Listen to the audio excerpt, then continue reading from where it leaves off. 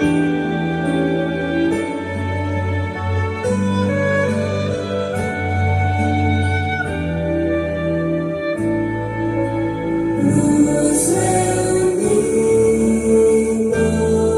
reunimos en tu santuario, donde santos ángeles se rinden su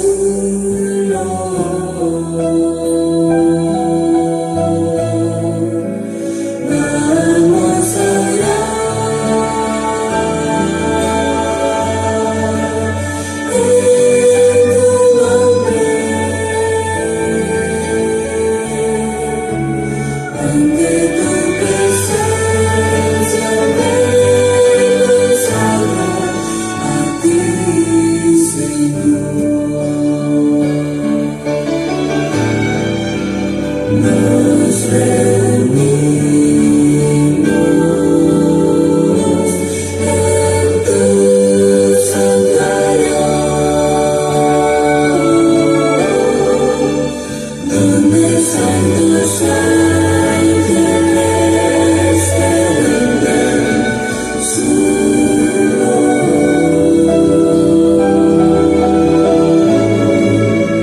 vamos a orar en tu nombre, ante tu presencia me consagro a ti, Señor. Ante tu presencia me consagro a ti, Señor.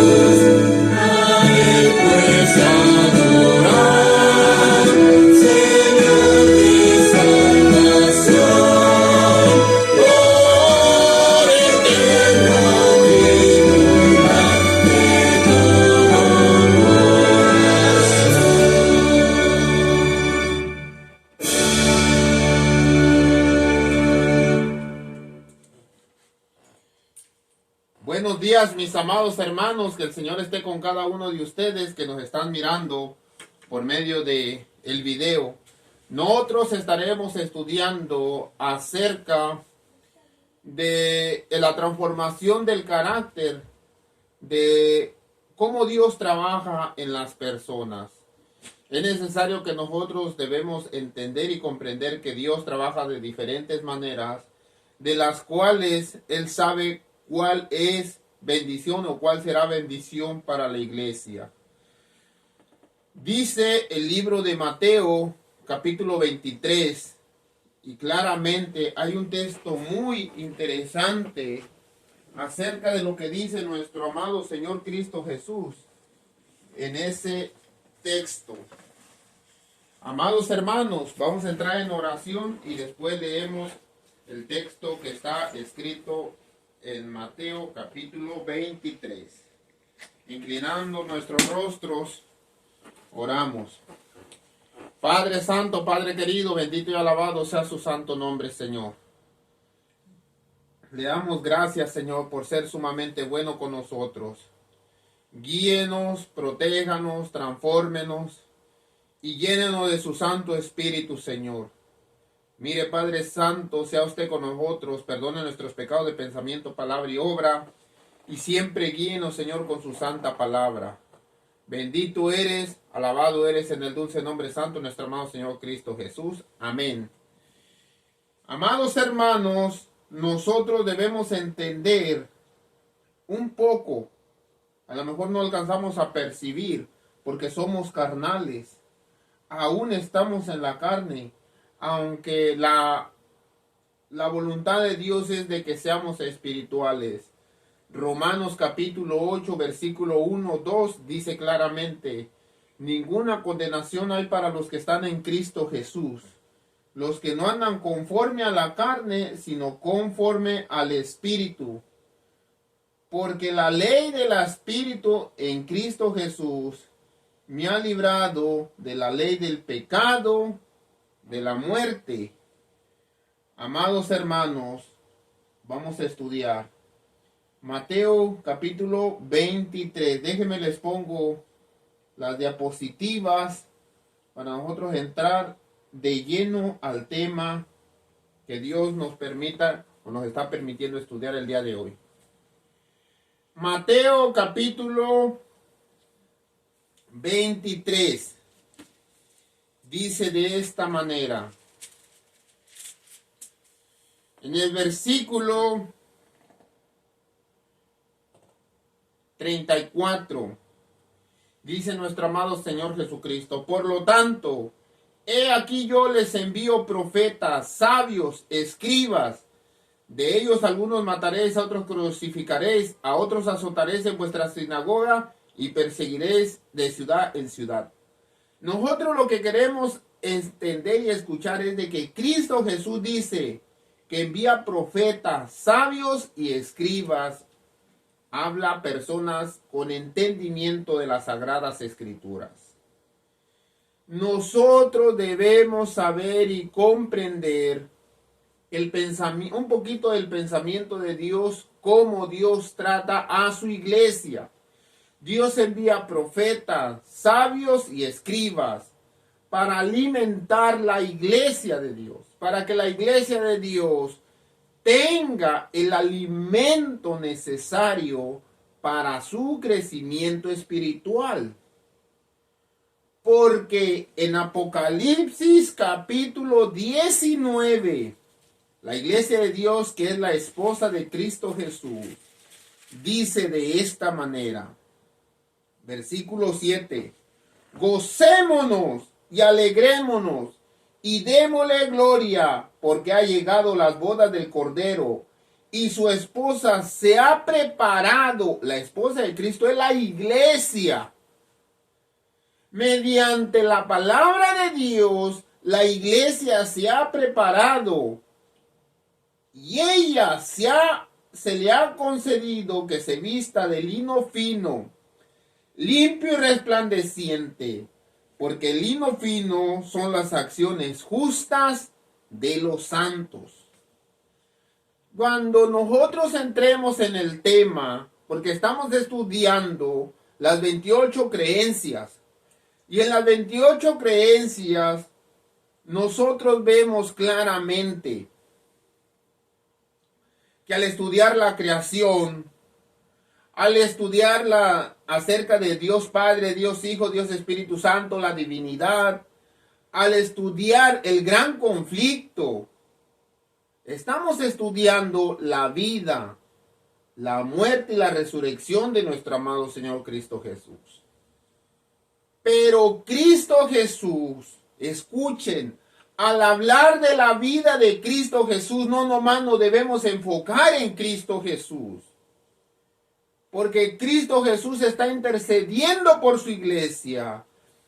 Y los sabios, profetas y escribas que Él envía para alimentar a su iglesia, que van a ser perseguidos, azotados y matados, que ahorita no lo vemos, pero muy pronto se va a ver. Esas personas que Dios manda para alimentar a la iglesia, escuchemos lo que dice la palabra del Señor. Lo hace nuestro amado Señor Cristo Jesús, porque su iglesia, que es la esposa de Cristo Jesús, esté preparada para la venida de nuestro amado Señor Cristo Jesús. Y dice Apocalipsis capítulo 19, lo que estuvimos estudiando, ella se ha vestido de lino fino y resplandeciente. Y escuchen, Juan capítulo 17, en la oración que Cristo Jesús dice, al hablar de la vida de Cristo Jesús. Juan capítulo 17 dice de esta manera. Versículo 6. He manifestado tu nombre, le dice en la oración Cristo Jesús al Padre. He manifestado tu nombre a los hombres que me diste del mundo. Tuyos eran, me lo diste y han guardado tu palabra. Ahí está. La alimentación a la iglesia. En ese tiempo eran los apóstoles de Cristo Jesús. ¿Quién alimentaba a los apóstoles de Cristo? O bueno, los apóstoles en el tiempo de Cristo Jesús, el mismo Cristo les daba el alimento espiritual para su crecimiento. ¿Quién está alimentando a la iglesia hoy? El mismo Cristo Jesús, por medio de los escribas, sabios, maestros, evangelistas, pastores, etcétera, etcétera. Están alimentando a la iglesia con la palabra de Dios. Ahora, los que han sido alimentados para dar alimento a la iglesia son conocidos o han conocido todas las cosas que me has dado proceden de ti. Porque la palabra que me diste les he dado y ellos la recibieron.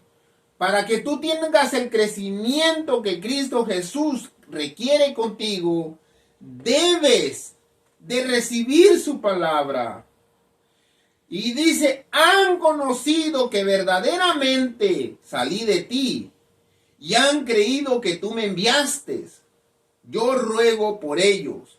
No ruego por el mundo, sino por los que me diste, porque son tuyos. Todo lo mío es tuyo, todo lo mío es tuyo, y he sido glorificado en ellos. ¿Qué quiere decir?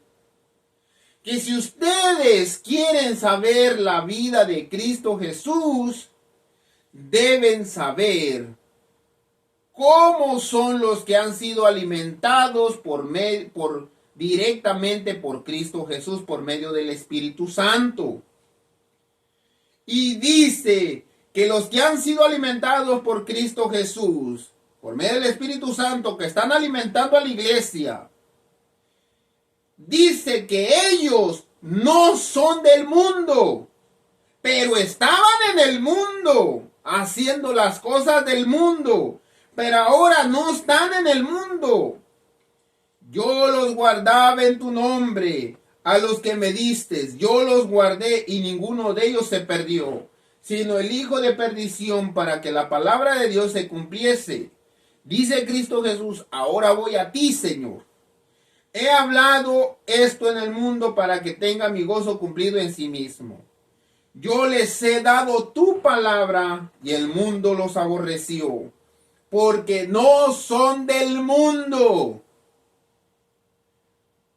como tampoco yo soy del mundo. Yo no ruego que los quite del mundo, sino que los guarde del mal. No son del mundo, como tampoco yo soy del mundo. Santifícalos en tu verdad. Tu palabra es la verdad. Como tú me enviaste al mundo, yo así los envío. Y por ellos yo me santifico a mí mismo, para que también ellos sean santificados en la verdad.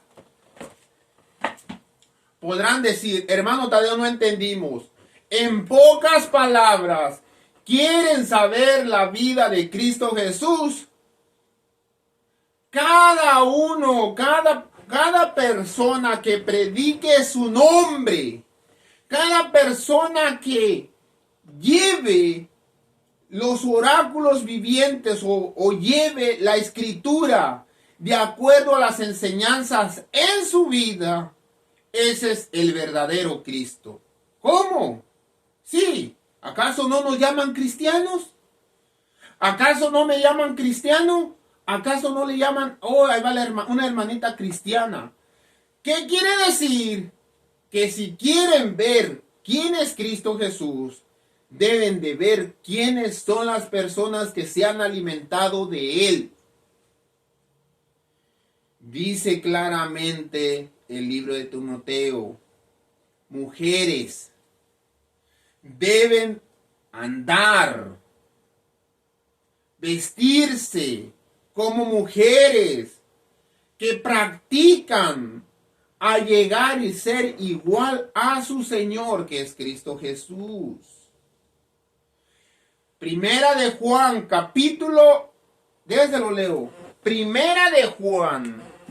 Escuche lo que dice la palabra de el libro de según primera carta de Juan. Dice la palabra del Señor: la computadora ya me está carrereando.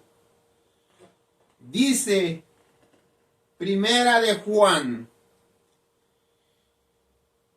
versículo 3, capítulo 2, versículo 3.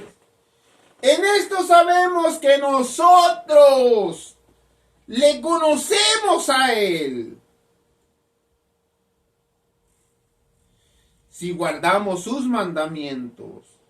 El que dice: yo le conozco, y no guarda sus mandamientos, el tal es mentiroso y la verdad no está en él. Pero el que guarda su palabra, en este verdaderamente el amor de Dios se ha perfeccionado. Por esto sabemos que estemos en Él. Si nosotros estamos en Cristo, automáticamente Cristo vive en nosotros. El que dice que permanece en Cristo Jesús debe de andar como Él anduvo. Debe de caminar, de hablar, de enseñar con el ejemplo, como Él anduvo enseñando con el ejemplo. Es de la manera que nosotros llevamos de igual manera la cruz de Cristo Jesús. Dice Cristo Jesús: venid a mí todos los que están cansados y agobiados, que yo los haré descansar. Tomar su yugo, tomar mi yugo sobre vosotros, que no es pesada, sino es ligera la carga. ¿Queremos saber acerca de la vida de Cristo Jesús? Hoy hablaremos acerca de la vida de Cristo Jesús mediante sus predicadores, mediante lo que fueron los apóstoles, mediante sus hijos, No nomás la vida de Cristo Jesús se encierra en Jesús, sino la vida de Cristo Jesús se extiende y se expande por medio de sus hijos. El que dice que conoce a Cristo Jesús y no guarda sus mandamientos, el tal es mentiroso. Y la verdad no está en él. El que tiene verdaderamente a Cristo Jesús en su corazón debe de andar como Cristo Jesús anduvo. Esa es la forma que Cristo Jesús vive en nosotros. Y yo vivo en él. Gálatas capítulo 2. Porque el vivir en la carne, el gozar de la carne, el deseo carnal ha muerto. Mas no vivo yo, mas Cristo vive en mí. ¿Ahora entendemos? ¿Ahora comprendemos? Dice, Pedro le dice a Juan, no le dice a Jesús. Vamos a hablar acerca de la vida de Juan. Cómo Cristo Jesús vivía en el discípulo llamado Juan. Porque Cristo Jesús vivía en cada uno de sus apóstoles. Cristo Jesús vive en cada uno de sus hijos. Dice, Pedro se vuelve y le dice a Cristo Jesús. Se vuelve atrás. A quien Jesús amaba y le dice además duramente. Se había recostado en la cena, se había recostado en el pecho y había dicho, Señor, ¿quién es este? Jesús le respondió, ¿y qué de este? Le dice, ¿y qué de este? ¿Y este qué? Jesús respondió, si yo quiero que se quede hasta que yo venga, ¿qué te importa? Tú sígueme. Hay algo interesante, que a veces nosotros escuchemos, vemos cómo Dios está trabajando en la vida de cada uno de nosotros. Y a veces nosotros sentimos la pesada carga. Y decimos, Señor, ya traigo una carga tan pesada. ¿Y qué de fulano de tal? El Señor dice, ¿qué te importa? Usted concéntrese en su carga, en su misión. Y deje de estar criticando y chismeando, mirando a lo de alrededor, si trabajan o no trabajan. Tú enfócate en ti mismo. Cristo Jesús quiere trabajar en ti personalmente. No quiere trabajar en aquellos para que tú crezcas. No, así Cristo Jesús no trabaja. Una responsabilidad que le da Cristo Jesús en el que él vivía. ¿En quién vivía Jesús? En su discípulo llamado Juan. En la cruz del Calvario, escuchen. Y quiero que ustedes comprendan y entiendan que Jesús vive en cada uno de sus hijos. Y nosotros debemos escuchar en donde mora Jesús. No debemos escuchar donde no mora Jesús. Nosotros debemos escuchar en dónde mora Jesús. Oh, Jesús mora en fulano de tal. Entonces yo voy a pedir un consejo de fulano de tal porque ahí mora Jesús. De acuerdo a su testimonio, de acuerdo a sus mandamientos, de acuerdo a lo que él vive. Estaban junto a la cruz la madre de Jesús, la hermana de su madre, María, mujer de Cleofas, y Magdalena. Cuando vio Jesús a su madre y al discípulo que él amaba, que estaban presentes, dijo a su madre, mujer, he ahí tu hijo. ¿Por qué le dice Jesús, mujer, he ahí tu hijo? Porque ahí es donde Jesús estaba viviendo.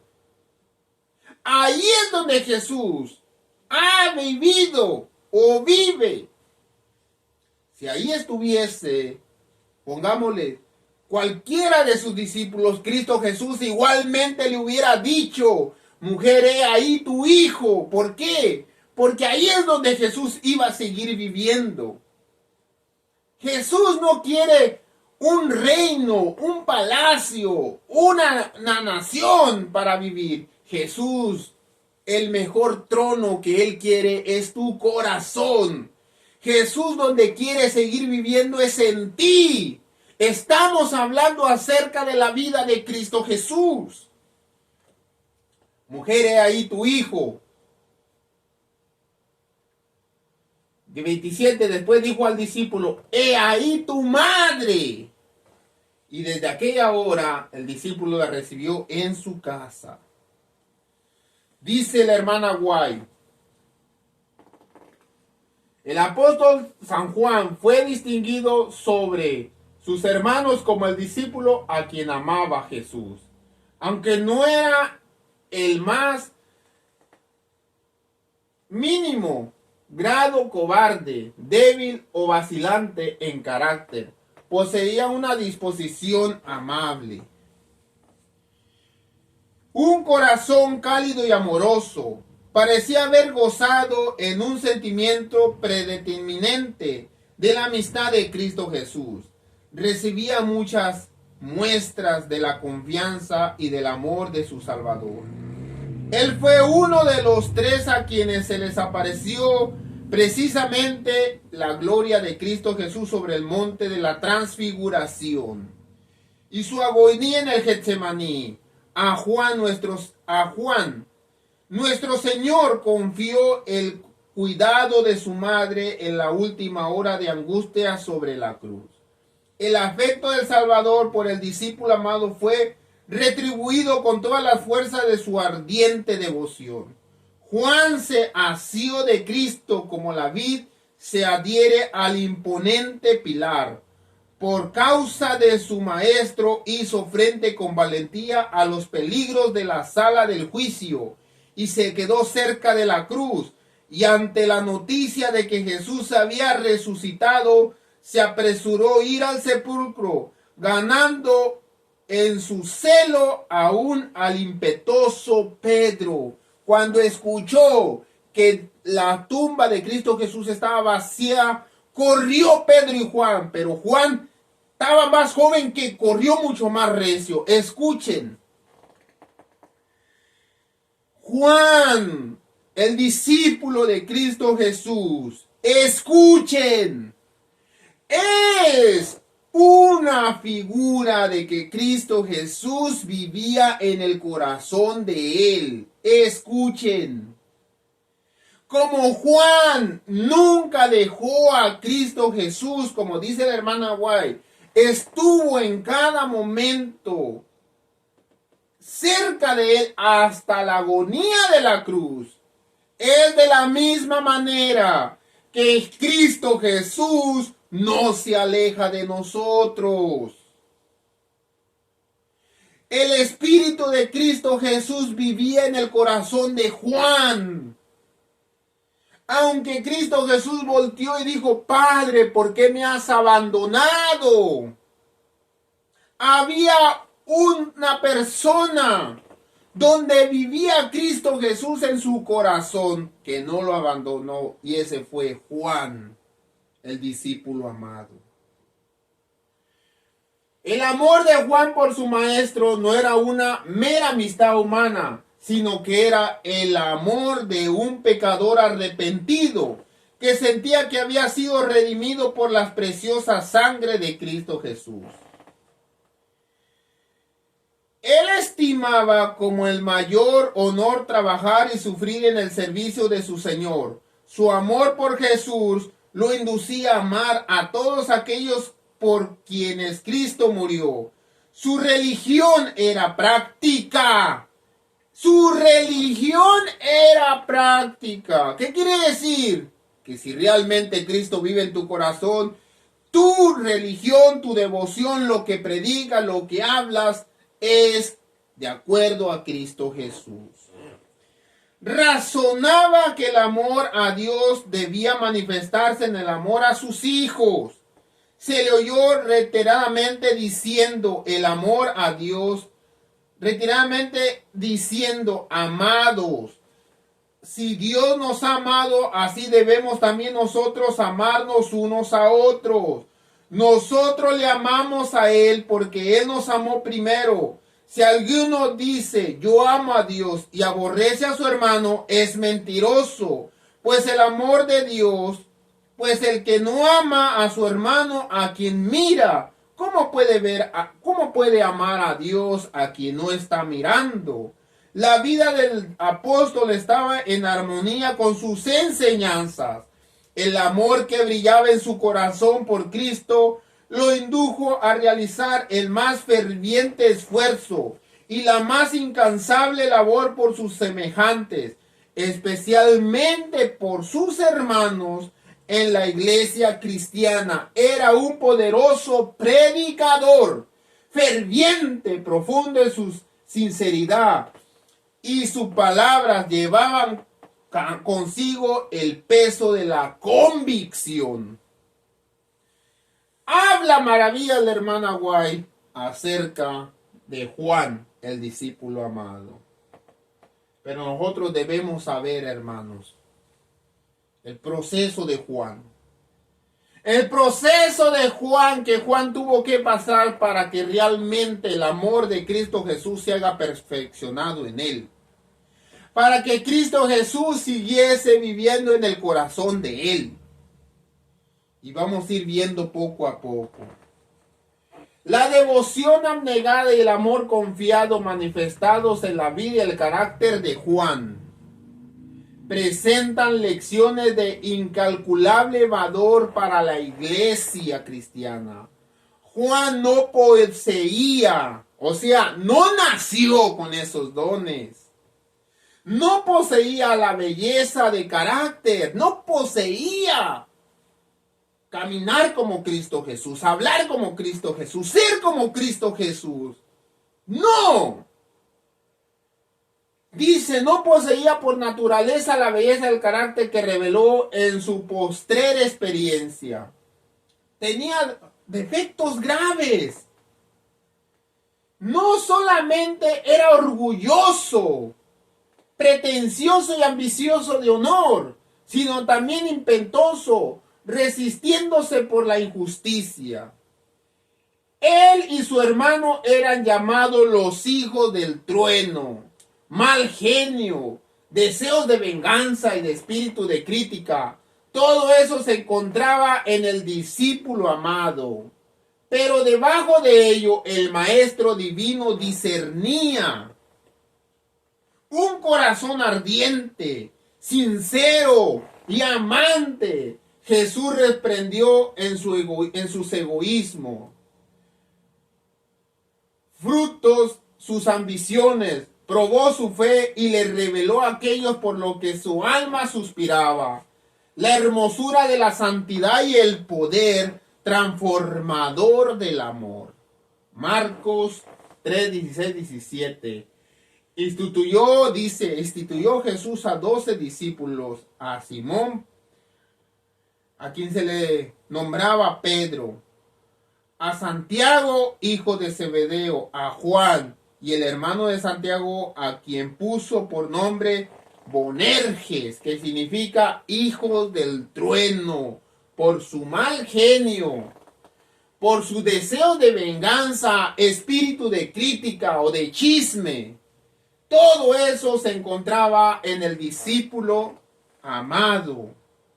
No era con la naturaleza no era belleza, no nació con la naturaleza embellecida de su carácter, no nació así, sino que el amor de Cristo Jesús empezó a transformar. Una vez llega la madre de Santiago y de Juan, al principio que empezaron a conocer a Cristo Jesús, que ya Cristo Jesús se daba a conocer en varias partes. La madre de Santiago y Juan le dijo algo a Cristo Jesús. Vamos a leerlo. La hermana White lo explica bien.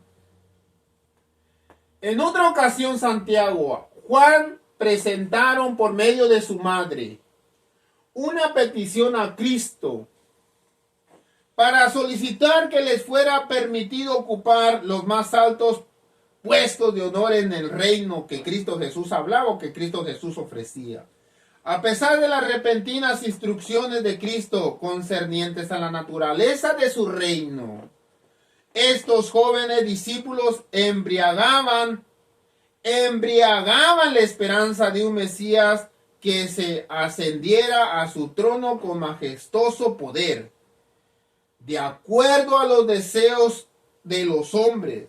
La madre, codiciando con sus hijos el puesto de honor en ese reino, dijo: di que se sienten estos dos hijos míos, el uno a tu lado derecha y el otro a tu lado izquierda, en tu reino. La madre intercediendo ante Cristo para que sus hijos se sentaran en el reino que él ofrecía.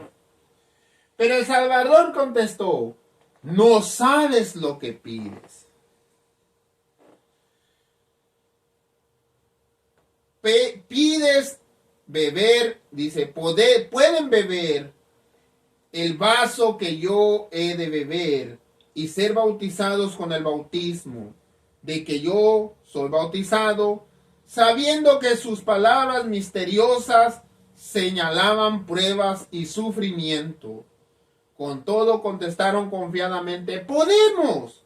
Deseaban atribuirse el supremo honor de demostrar su lealtad compartiendo todo lo que estaba por sobrevenir a su Señor. A la verdad, mi vaso beberéis, dice Cristo Jesús. Y el bautismo que yo seré bautizado, que son pruebas y sufrimientos, van a ser también bautizados. Pruebas y sufrimientos también van a tener, declaró Jesús, sabiendo que tenían delante de sí una cruz en lugar de un trono, y dos malhechores como sus compañeros, el uno a su mano derecha y el otro a su mano izquierda. Estos dos hijos de la carne, antes de conocer a Cristo Jesús, antes de ser espirituales, estaban pidiendo sentarse uno al lado derecho y el otro al lado izquierdo. No sabían que el trono mayor donde Cristo se iba a sentar era una cruz. Y la madre, sin saber lo que estaba pidiendo, ¿saben qué es lo que estaba pidiendo la madre? Que uno fuera crucificado a su mano derecha y el otro fuera crucificado a su mano izquierda. Era lo que pedía la madre. En su ignorancia. A veces nosotros somos ignorantes, hermanos. A veces nosotros no sabemos cómo Dios trabaja, cómo Dios actúa. Y nosotros creemos que lo que le estamos pidiendo a Dios es algo bueno. Pero realmente no sabemos ni lo que le pedimos. La madre, en su ignorancia, le estaba diciendo que uno se sienta a tu mano derecha y otro se sienta a tu mano izquierda. Y la hermana White rectifica. Cristo Jesús le dice: van a beber el vino, realmente lo van a beber. Y van a ser bautizados, claramente lo van a saber. Sabiendo que tenía delante de sí, Cristo Jesús sabía que lo que venía para él era una cruz en lugar de un trono. Y dos malhechores como compañeros, uno a su mano derecha y otro a su mano izquierda. Era lo que no sabía la madre de Juan y de Santiago, no sabían eso. Santiago y Juan iban a ser partícipes con su maestro del sufrimiento. El uno destinado a una muerte prematura por la espada, el otro seguiría a su maestro en trabajos, vituperios, persecución por lo demás tiempo que a todos los demás discípulos. Mas él sentaros, dice Cristo Jesús, en mi mano derecha y mi mano izquierda, continuó Jesús. No es mío darlo, sino aquellos para quien está aparejado o destinado de parte de mi Padre. Durante la terrible persecución que siguió al apóstol Juan, estamos estudiando la vida de Jesús en el corazón de Juan. Escuchen Después de que Cristo Jesús ascendió al cielo, Él vivía en el corazón de sus discípulos. Estamos estudiando la vida de Cristo Jesús en el corazón de Juan. Durante la terrible persecución que siguió, el apóstol Juan hizo mucho para confirmar, fortalecer la fe de los creyentes. Dio un testimonio que sus adversarios no pudieron contradecir y que ayudó a sus hermanos a afrontar con valor y lealtad las pruebas que se le sobrevinieron. Cuando la fe de los cristianos parecía vacilar ante la terrible oposición que debían soportar, el anciano y probado siervo de Jesús le repetía con poder y elocuencia la historia de su Salvador crucificado y resucitado. Sostuvo firmemente su fe y de su sabio brotó siempre el mismo mensaje alentador. Cuando la iglesia ya no quería, se sentía débil, Juan le repetía el sufrimiento de Cristo Jesús y la iglesia recobraba vida. Los que era desde el principio, lo que hemos oído, lo que hemos visto con nuestros ojos, lo que hemos mirado, lo que hemos palparon, lo que palparon nuestras manos tocándole al verbo de vida, lo que hemos visto y lo que hemos oído, eso les estamos anunciando. Juan fue llamado a Roma para ser juzgado por su fe. Ahí delante de las autoridades, la doctrina del apóstol fueron expuestos erróneamente. Hubo testigos que decían, él dijo esto, él dijo erróneamente, equivocadamente. Decían que la doctrina de él era en contra de lo que Dios decía. Testigos falsos le acusaron de enseñar herejías sediciosas con la esperanza de conseguir la muerte del discípulo. Buscaban la manera de matarlo. Juan se defendió de una manera clara y convincente, con tal sencillez y caudor que sus palabras tuvieron un efecto poderoso. Sus oyentes quedaron atónitos ante su sabiduría. A pesar de que hubo testigos falsos para acusar a Juan, para buscarlo, cómo matarlos, al momento de que Juan hablaba, los oyentes quedaban atónitos de tanta sabiduría y elocuencia. Pero cuando más convincente era su testimonio, tanto mayor era el odio de los opositores. El emperador Domiciano estaba lleno de ira. No podía refutar los razonamientos del fiel abogado de Cristo. Cristo Jesús vivía en el corazón de Juan. Queremos saber acerca de la vida de Cristo Jesús. Veamos el corazón de su predicador. ¿Cuál es el corazón que él tiene? ¿Cómo vive él? ¿Qué enseña él? Ningún competir con el poder que acompañaba exposición de la verdad. Pero se propuso hacer callar su voz. El emperador Domiciano se propuso callarle la boca a Juan. Juan fue echado en una calera de aceite hirviendo. En un caso, vamos a ponerle caldera, vamos a traerlo a nuestro tiempo. En un caso donde los mundanos cocen las carnitas, ahí meten a Juan. Un caso de aceite hirviendo.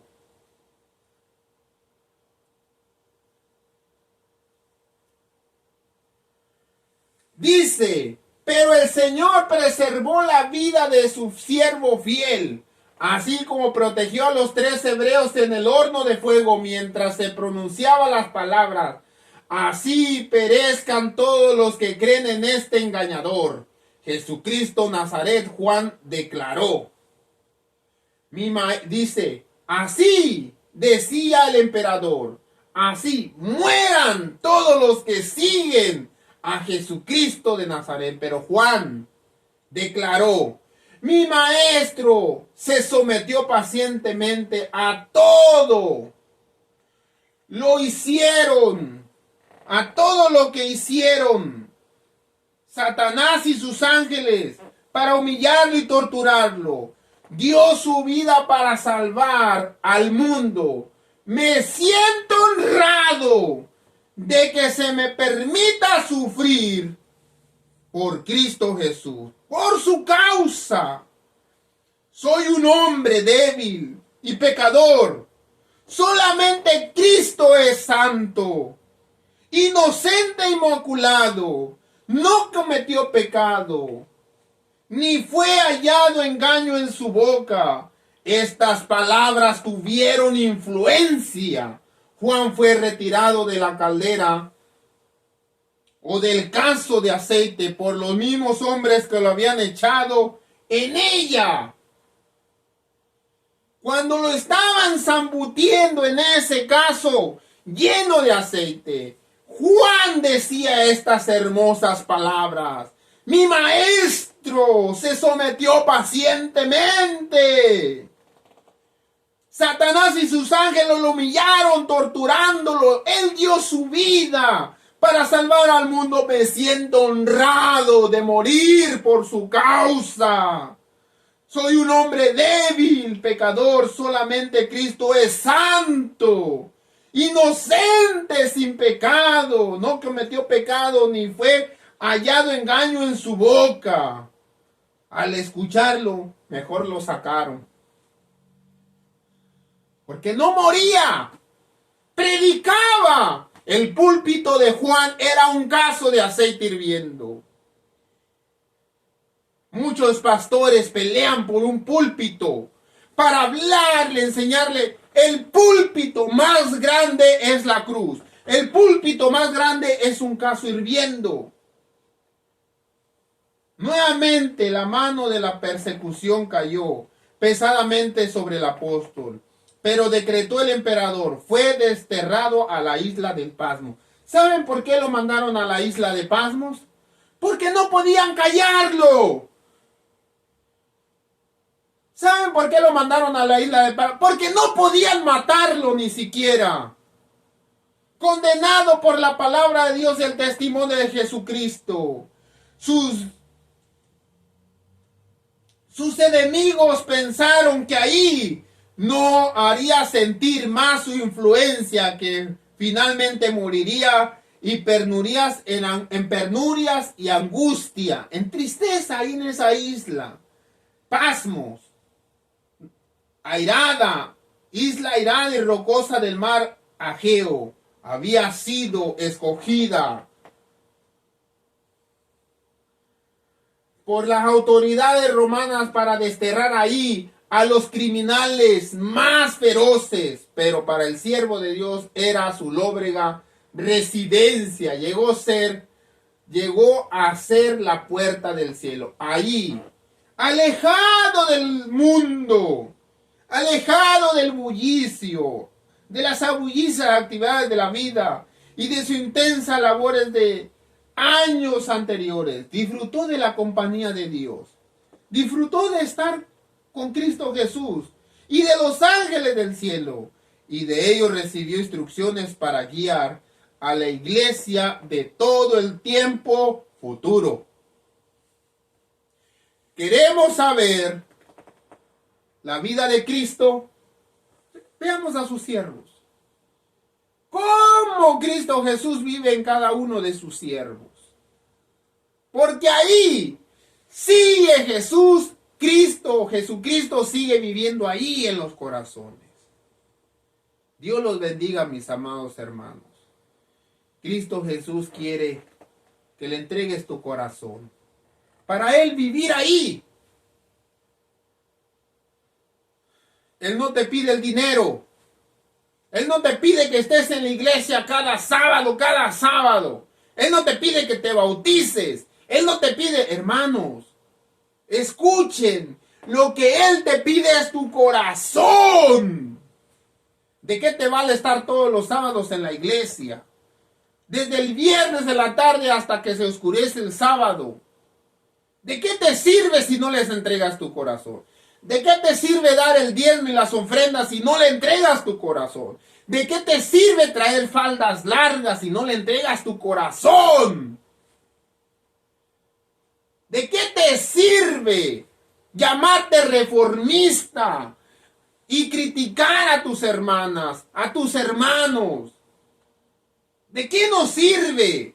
Cristo Jesús, el que yo predico, no es un Señor que te pide cuánto sabes de doctrina. Él te pide tu corazón. ¿Cómo está tu corazón? ¿Qué es lo que vive ahí?